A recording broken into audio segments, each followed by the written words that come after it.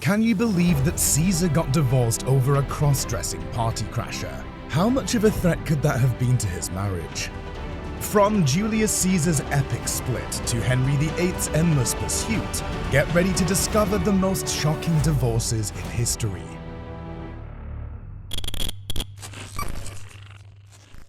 Divorce, a word that can send shivers down the spine of even the strongest couples.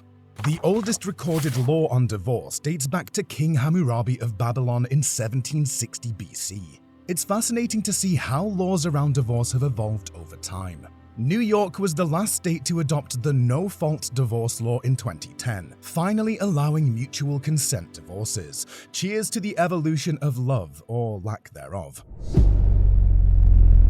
Julius Caesar was a man of many contradictions. He was a brilliant military strategist and leader who conquered vast territories. But he was also a controversial figure who sparked fear and jealousy among his peers. His personal life was equally complex and intriguing, with 3 marriages and numerous affairs, dare I say, under his belt. Among his wives, Pompeia stood out as the woman who captured his heart. According to historical accounts, Caesar was deeply in love with Pompeia, and their marriage was seen as a happy and loving one. However, their union was rocked by scandal when an unknown man in drag managed to sneak into a women-only party hosted by Pompey, with the alleged intention of seducing her.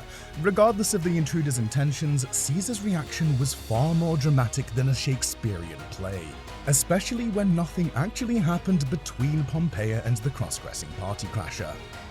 Caesar was outraged and saw the incident as a breach of the sacred Roman religious laws. He believed that any suspicion of his wife's infidelity was enough to tarnish his reputation and that of his family.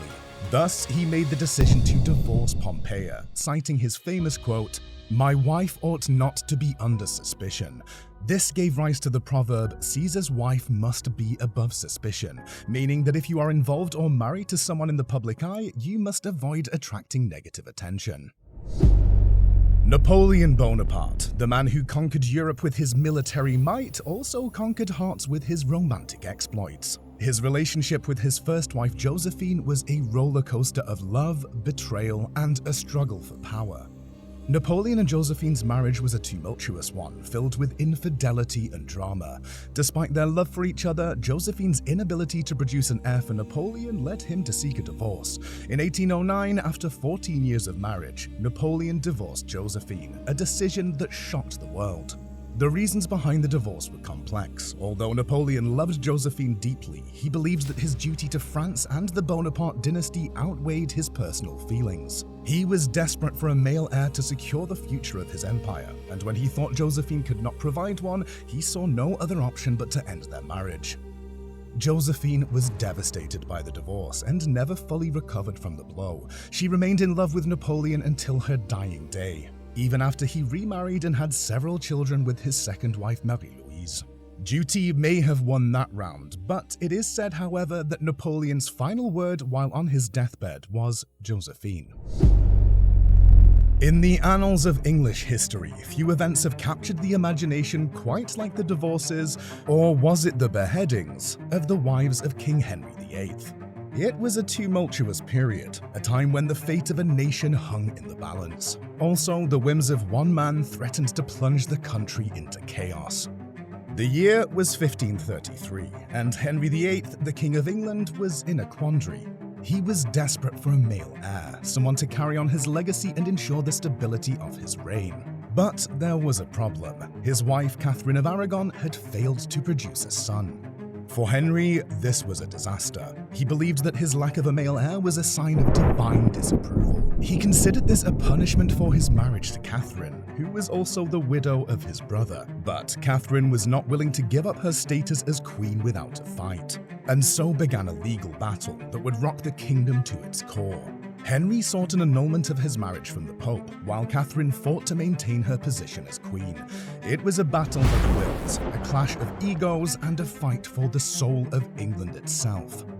Ultimately, Henry VIII broke with the Catholic Church and established the Church of England, with himself as the head. This allowed him to annul his marriage to Catherine without the approval of the Pope and marry his second wife, Anne Boleyn. The events surrounding Henry VIII's annulment and the establishment of the Church of England had significant political, religious, and social implications for England and Europe as a whole. Catherine may have been the first, but she was not the last. Henry VIII is best remembered for his 6 marriages, his wives' imprisonment and beheadings, and his lifelong pursuit of a male heir. Lady Eleanor of Aquitaine was a real girl boss. Eleanor was born in 1122 to the Duke of Aquitaine, one of the wealthiest men in medieval Europe. Upon her father's death in 1137, she inherited his lands, title, and fortune, and immediately became the most eligible bride in Europe. Her independence didn't last long, and in that same year she was married to Louis of France. A few short months later, they were crowned King and Queen of France, all at the ripe age of 15. Her arrival in the French court was marked by her beauty, wit, and intelligence, which captivated the king and his courtiers. Despite the initial happiness in their marriage, Eleanor found herself yearning for more. Louis was a strict and pious man, and his constant preaching and religious duties stifled her. Her adventurous spirit and strong-willed nature were too much for him to handle. As time passed, the couple grew further apart. In 1152, Eleanor requested an annulment from Louis, citing consanguinity, which means being descended from the same ancestor, as the reason. Although it was not a divorce, it allowed her to end her marriage and seek new adventures. She was free to remarry, and soon after she caught the eye of Henry II, the Duke of Normandy, her third cousin, which was coincidentally more closely related than Louis and future King of England. Henry was a man of immense charm and wit, and Eleanor was instantly drawn to him.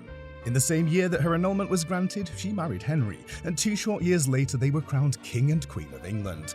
Eleanor was a force to be reckoned with throughout her life and was actively involved in politics. She was considered a bold and fearless woman who refused to be bound by the constraints of her time.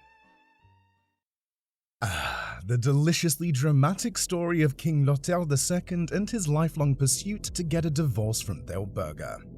This all began when Lothair II, the king of Lotharingia, which is located in what is now part of Western Europe, decided he wanted to part ways with his wife of 2 years, Theutberga. In an effort to get the Catholic Church to approve the split, Lothair II proceeded with a slanderous campaign against his wife, accusing her of incest, infanticide, and other defamatory acts. Divorces were rare in the year 857, particularly for the royal elite. Therefore, this was already a scandalous move. But the plot was about to thicken. You see, Theutberga wasn't about to go down without a fight. She alleged that Lothair was trying to divorce her unjustly and denied his claims. Meanwhile, Lothair was determined to get rid of her and insisted on a divine trial, where her guilt would be determined by a trial of boiling water. If she survives, she would be proven innocent, but if the wounds fester and she or her champion dies, she would be found guilty and Lothair II would get his divorce. With these old trials stacked in favor of the accuser, it is unknown how Theutberga managed it, but she did. She walked away, eventually without permanent injury or death, and Lothair II did not get what he wanted. The entire ordeal went on for years and was a back and forth with Lothair II trying any and all means to get a divorce, and the Pope continuously denying him. After Pope Nicholas I died and Pope Adrian II succeeded him, Lothair II traveled to Rome to state his case and hopefully win the Pope's favor. After much discussion and a promise from the Pope to consider his request, Lothair II left Rome to return home. Unfortunately, Lothair II died on the way and never made it home, never achieving his goal of getting a divorce from Theutberga. If you have any interesting historical divorce stories, feel free to share them in the comments below. Thanks for watching, and we'll catch you in the next one.